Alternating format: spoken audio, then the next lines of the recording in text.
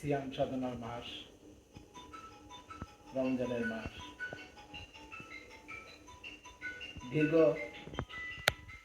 30টি রোজা রাখার পর সকলের মাঝে দুঃখ, কষ্ট, হাসি, কান্না, আনন্দ বেদনায় নিয়ে সকলেই মিলেমিশে যাতে এই ঈদটা আমরা নির্বিঘ্নে শান্তিতে সকলেই মিলেমিশে যদি ঈদটা করতে পারি।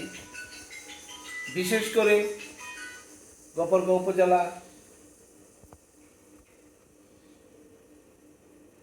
ও পাগলা থানা এবং আমার হৃদয়ের ভিতরে লালিত গফরগাঁও পৌরসভার প্রিয় মানুষগুলোকে আমি আমার ব্যক্তিগত পক্ষ থেকে অগ্রিম ঈদের শুভেচ্ছা, ঈদ মুবারক। পাশাপাশি আমরা যাতে পৌরবাসী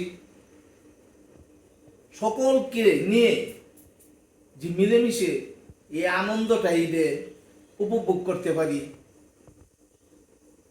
সেই জন্য আমি মহান রাব্বুল আলামিনের কাছে দীর্ঘ 17 বছর পরে আমরা এই নতুন একজন সরকার গঠন করার পরেই আমাদের এটা হচ্ছে প্রথম ঈদ। এটা যে আসলে কতটুকু আনন্দের ব্যাপার, কতটুকু খুশির ব্যাপার, এই খুশিটাকে যাতে আমরা ভাগাভাগি করে নিয়ে সকলকে মিলেমিশে নিয়ে যাতে ঈদটা আমরা করতে পারি, সেই জন্য দোয়া করি।